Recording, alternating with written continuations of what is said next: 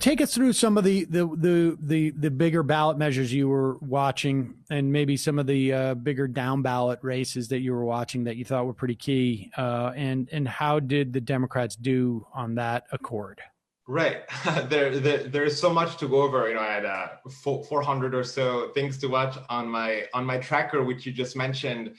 I think maybe one place to start is initiatives. There were a number of initiatives on the ballot that pertained to the war on drugs, to curtailing the war on drugs, to changing drug policy. And that is both interesting because of the number of ballots there were, but also because everything that was on the ballot to that effect succeeded. So perhaps the most interesting is Oregon's Measure 110, which I didn't necessarily have a clear expectation going in because there was never really a vote on a measure like that anywhere in the country, as far as I know, because what Measure 110, which passed overwhelmingly 2 weeks ago, does is that it's going to decriminalize drug possession writ large. So not just possession of marijuana or certain specific, a smaller number of listed drugs, but drug possession writ large at low amounts. It is not going to legalize it. It's still going to remain a matter of law enforcement and going to be treated like an infraction, which itself raises some questions about equality of enforcement, right, and so on. But it's the first state in the country that is taking this approach to drug possession. And that is important to potentially changing the conversation around the country to whether questions of substance use, questions of addiction, are a matter that the criminal legal system should be taking charge of, or whether they're a matter as to the extent that anyone's taking charge of them for other types of services, other types of systems to kind of have on their purview. Or like so it could really potentially change the conversation nationwide. Yeah. Or like a Portugal type model, something right. like. Exactly. The Oregon initiative was inspired by the Portugal model. It's like the first time that's kind of coming in to the conversation in the United States. And, I don't think we should expect a lot of other states to just pass this suddenly in January. But in terms of creating somewhere in the United States that can be pointed to as doing another sort of approach to the war on drugs, that could potentially really change the conversation. Especially because what we're also seeing is a number of prosecutors win DA elections now on a similar message of saying they are not going to prosecute drug possession. They're not going to file criminal charges when it comes to drug possession. And it's not up to prosecutors to overall legalize or decriminalize anything in terms of they can't control what the police does, for one. But the message sent by a place like Austin, Texas, 2 weeks ago, that elected a prosecutor that ran on that platform of saying this is really not up for the criminal legal system to take charge of. If we should fund instead more services in health, in public health, etc.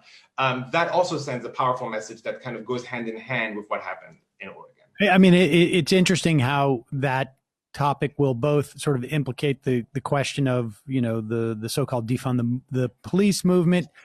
Also, what's amazing to me about it is that it's an issue that has been more or less orphaned by the national parties, right? I mean, as far as I know, there is no, I don't think it was in the Democratic platform. I think the Republican platform was just supporting Donald Trump. So I don't think there was any actual positions in there.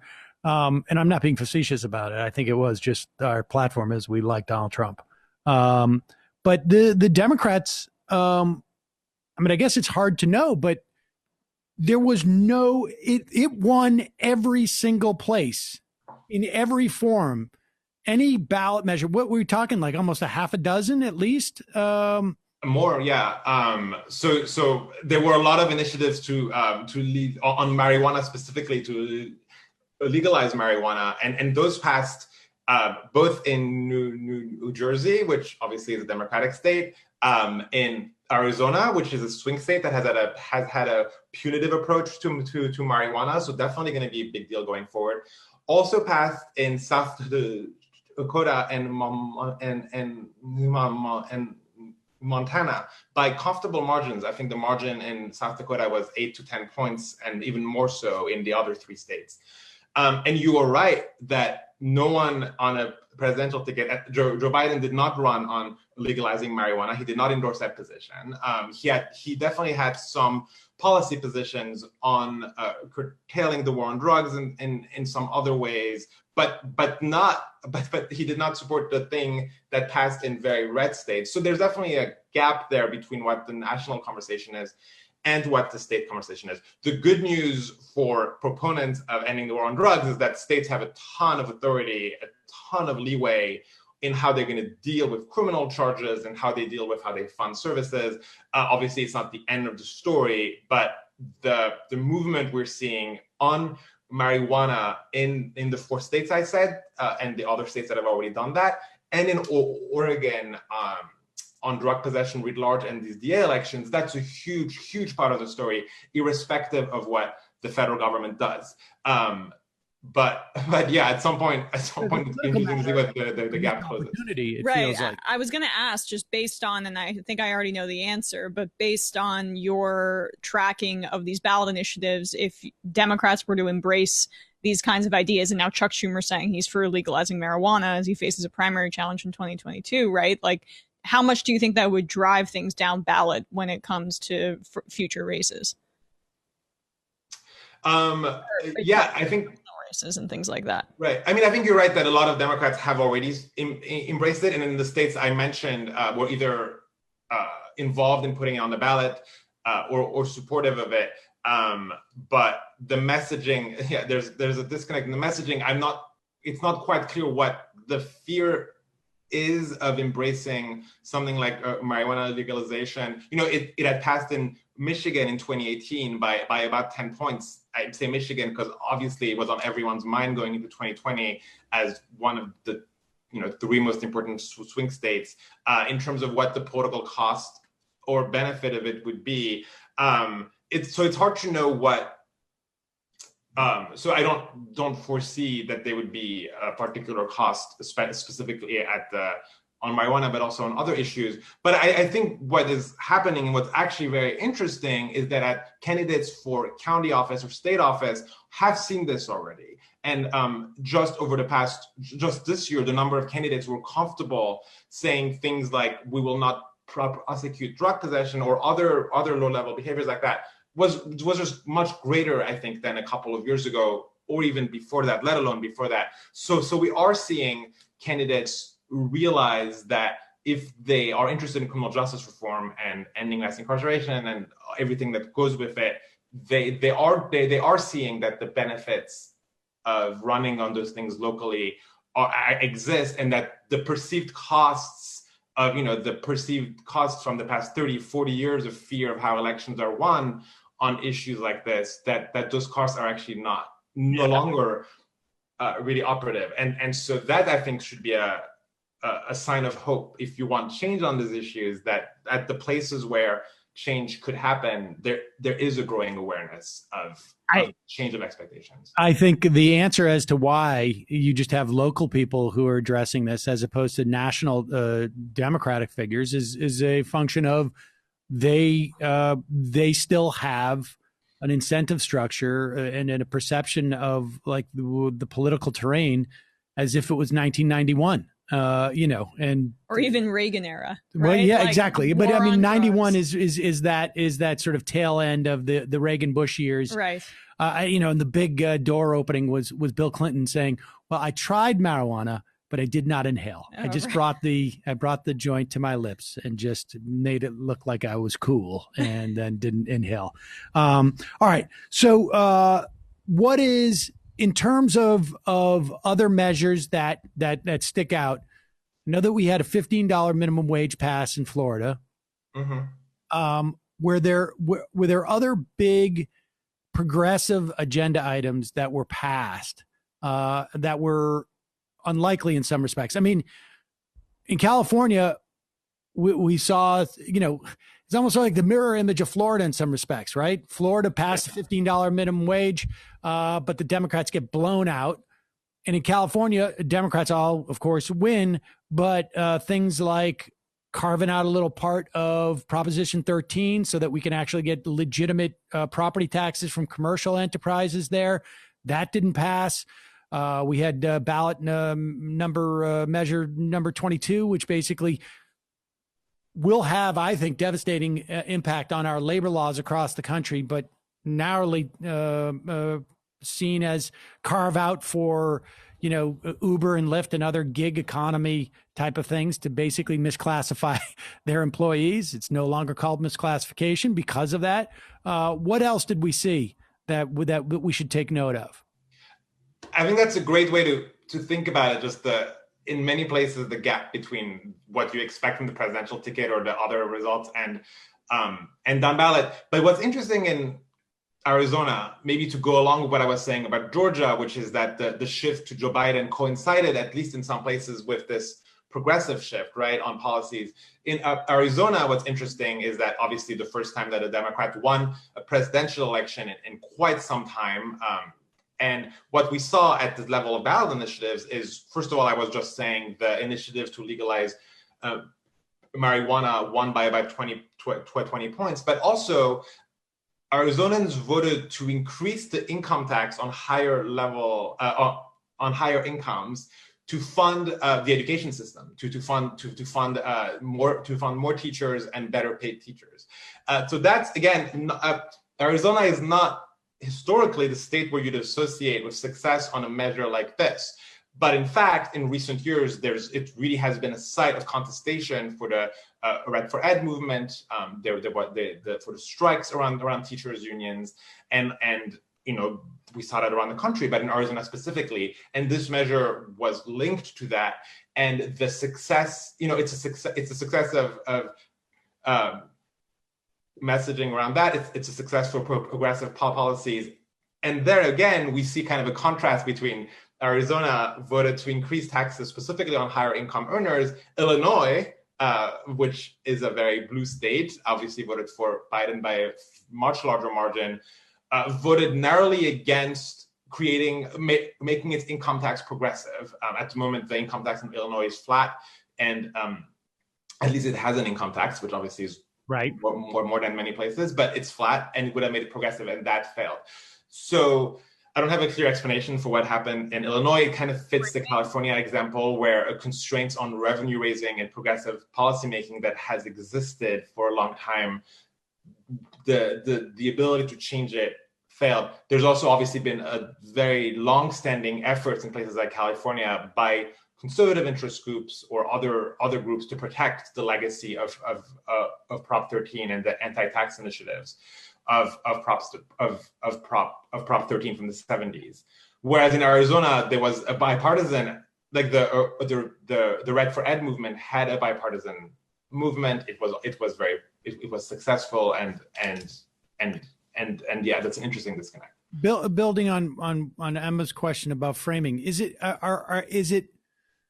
and maybe, and I will accept I don't know as an answer to this, but can we tell, you know, if Arizona went for Biden because there was a confluence of all of these different activists who were maybe pursuing the taxation, maybe coming out of the Red for Ed thing, maybe had organized because of Arpaio, the sheriff organizing that went there some years ago. I mean, and there's a greater motivation at that level when you're talking about a local issue. Like, you know, if I'm interested in a local issue, I'm going to come out and I'm going to vote on it.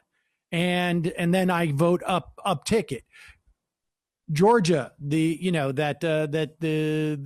running against ICE in Georgia, at least in these two counties, is that reading too much into it? Is there any way for us to be able to tell? Whereas, you know, I'm going to go out, I'm going to casually vote for Joe Biden because, you know, that's what I'm going to do. I do that in California and Illinois, and I don't pay that much attention to maybe the down ballot stuff. And that stuff gets drowned out by people who are just coming in and just assuming it is what it is. And I mean, what is there any way to get a sense of that? I think and this is not the sexiest answer, but I think it's a mix of everything.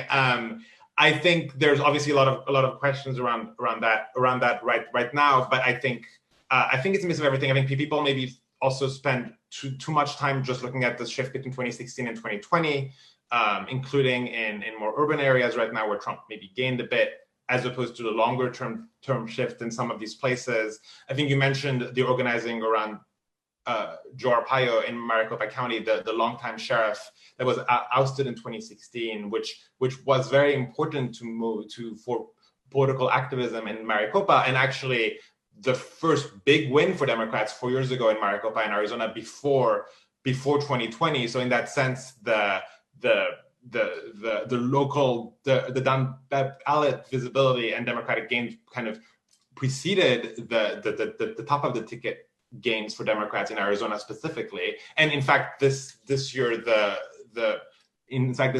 lieutenant of Joe Arpaio lost a comeback bid for that legacy by a bigger margin in the county than Joe Biden won it by. So that's interesting. The reservation I have about the idea that local elections are driving turnout for higher offices is just that the participation were lower for the participation for anything that isn't presidential is going to be much lower, right? And that's actually an institutional issue because so many county level, state level elections are purposefully scheduled on off-year elections or off-schedule elections in 2021 in April, in March, and then again people vote in November. There's actually a DA runoff in Georgia happening in December that is not on the same date as the Senate runoffs in January, which is also messed up, and the turnout that's going to have an effect on turnout. And obviously that's all a feature and not a bug. Right. So I want to keep in mind just how low participation tends to be in local elections in ways that are fixable, and that making things coincide more would be helpful to drag attention to lower ballot elections. The only caveat I was throwing in there would just be marijuana would maybe be the one that could drive higher turnout among young people or something like that. But I don't know what the correlation is. It also primes voters to think about things differently. Like we want, like if there's no Democrat on the ballot in a place like Cobb who is really focused on breaking ties with ICE versus Democrat who is, because those conversations happen, those debates have happened, it's going to prime the debate a little differently. It's going to make people see the different sort of contrasts in how the parties are talking. And that's important as well, independently of the question whether they would have voted anyway. Just the contrasts being clarified and the issues that these people affect being clarified. That's really interesting. Local races as a mechanism, particularly on issues like that, as a mechanism of defining the brand, the sort of the greater brand of the Democrats and the Republicans, for that matter. Is it your sense that local races are a better measure of what the politics are of that locale, of a locality, of a state houses? I mean, do you have that sense, or is that are there other factors that influence that? I think it's gonna really just depend on the main. I think the fact that I talk so much about local elections sometimes hides the fact that there's still kind of a desperate situation where these offices are not being contested.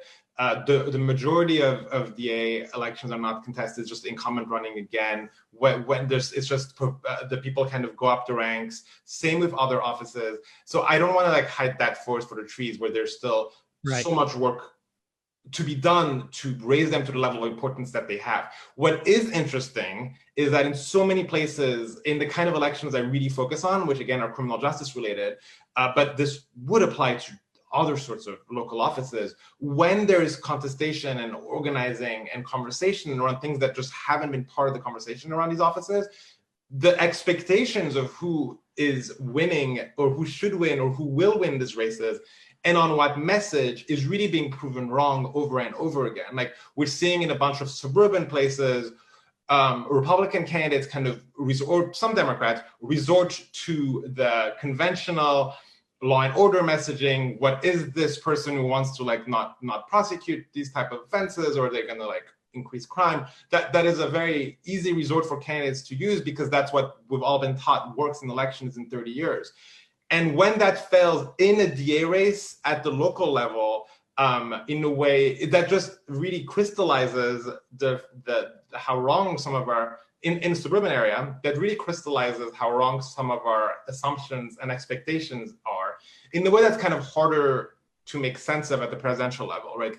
President Trump lost after month of tough on crime, law and order messaging, but it's hard to tell a coherent story there.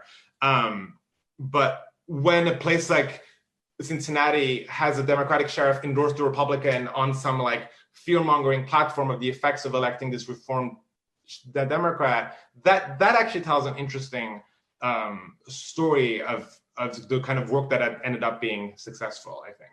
Yeah, and when that fails, you're saying when the fear-mongering fails, again, in many places, this is not to say that every reform candidate is winning everywhere that they're running in any way, shape, or form. But I think it's the consistent story is the upending of expectations of the sort of messaging that can win, at least in. All right, we just have very briefly. Do we? So, is there? I mean, is the lesson from this that messaging can cut both ways, but organizing makes a big difference, or is it that the message coming out of this election is just not a coherent one? I think again, this shouldn't hide the significant losses at the state level for Democrats, and some of the opportunities they hoped they were going to have going into 2021. I think what people have to keep in mind when they think of what the protests are doing, or what local and county level elections are, is that the level of low hanging fruit in bluer areas is just so immense that there's so much work to be done in places that at the local level vote Democratic, but in a way that hasn't integrated the conversation around these issues, that isn't owning up to the kind of things that all of these local officials can do. There's just so much space for change at the county and city level that there's just a lot of things that can change just in the type of urban and suburban areas that probably are voting Democratic at the federal and state level, but there's a lot of room there. And again, in 2021, there's going to be local races in Philly, in Pittsburgh, in New York City, where a lot of these same questions about criminal justice, but also more broadly about the future of left politics, are really going to be central to the elections in the coming 6 to 12 months. Daniel Nichanian, founding editor of the Appeal Political Report. Thank you so much for your time today. Really appreciate it. Thank you so much for having me.